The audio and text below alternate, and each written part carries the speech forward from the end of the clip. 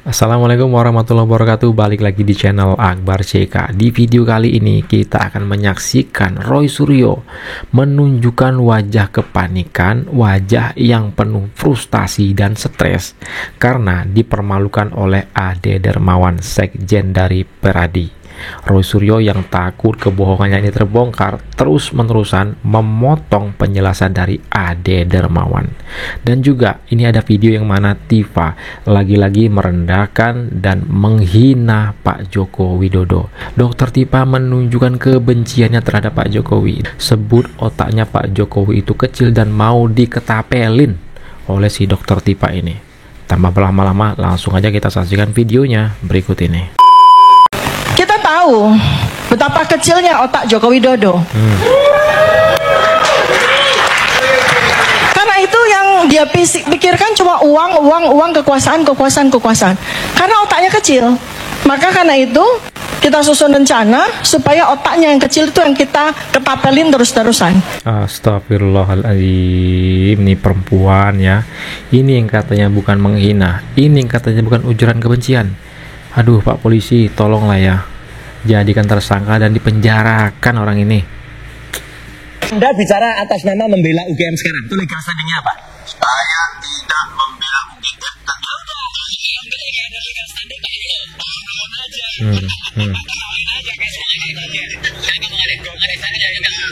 Tidak memiliki legal standing mewakili UGM karena Anda mantan mahasiswa UGM. Anda bukan dari lembaga. Iya, saya alumni UGM. Bang Roy, S1 dan nama saya disebut. Nama saya disebut dalam rekaman itu dan satu-satunya orang yang. Oke, biar diskusi terarah dulu. Ya, oke. Ini marah-marah bukan tahan dulu. Makanya tahan dulu Bung Roy. Kita kasih kesempatan Bung Ade. Mau dijelaskan nggak? Silakan Bung Ade. Enggak usah jelasin, enggak ada gunanya. Bung Ade, kesempatan legal standingnya. Saya moderatorin. Oke, Bung Ade, silakan. Dengerin penjelasan yang ngomong Bung Ade. Warung kopi ini jelasin aja. Saya menyampaikan.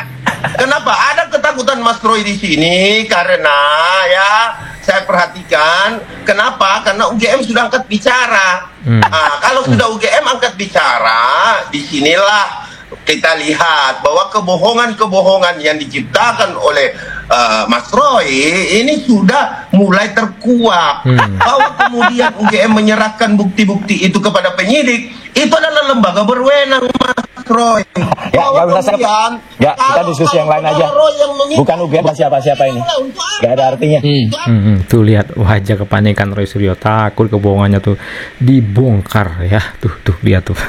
UGM memberikan itu Mas Roy. Sehingga kalau menurut Anda tidak dibuka ijazah, skripsi, kemudian data-data soal IPK juga tidak diterangkan, tepat bahwa itu disebut sebagai data pribadi?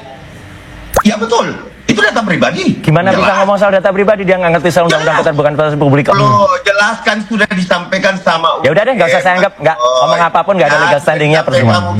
UGM sebagai lembaga pendidikan yang sah itu tidak sembarangan memberikan kepada siapa kecuali ya UGM sudah menyampaikan kecuali lembaga negara yang memiliki kepentingan, contohnya kepolisian. Ya, karena ini sudah masuk ke ranah kepolisian, ya makanya lah UGM menyerahkan itu karena itu adalah lembaga terkait atas pelaporan Pak Joko Widodo. Gitu loh. Sehingga video tadi menurut Anda sudah cukup menjelaskan ya, dan sudah tidak terbantahkan lagi tudingan-tudingan yang dikeluarkan Roy Suryo CS ini. Iya Bang Tifal, kenapa saya bilang begitu? Karena yang menjelaskan itu betul-betul mewakili UGM sebagai lembaga. Betul. Bukan. Ya, kalau UGM nggak apa-apa. Kalau Bang Roy ini mewakili pribadi, penelitian pribadi dan apa-apa. Tapi tetap saya lulusan UGM. Apapun mau lulusan UGM atau tidak Bang Roy, Anda tidak mewakili UGM Mas Roy. Mas tidak mewakili. Apalagi Anda, bukan siapa-siapa. Dekan Fakultas Hukum itu berbicara sebagai pribadi. Oke, bentar. Ini nggak ada gunanya. Oke. Kabarnya di UGM nggak boleh pakai kacamata. Bentar. Roy Suryo masih nggak terima soal rektor UGM ya yang baru-baru ini beredar videonya menyatakan ijazah Pak Jokowi itu asli, dokumen Pak Jokowi itu lengkap dan sudah diserahkan ke penyidik. Roy Suryo masih nggak terima. Aduh. Nah ini nih si Rismon. Ini sejauh mana ini kebenaran aturan itu? Saya lulus saja 1998, Pak. Tidak boleh, Pak. Teman-teman yang berkacamata ya harus dilepas.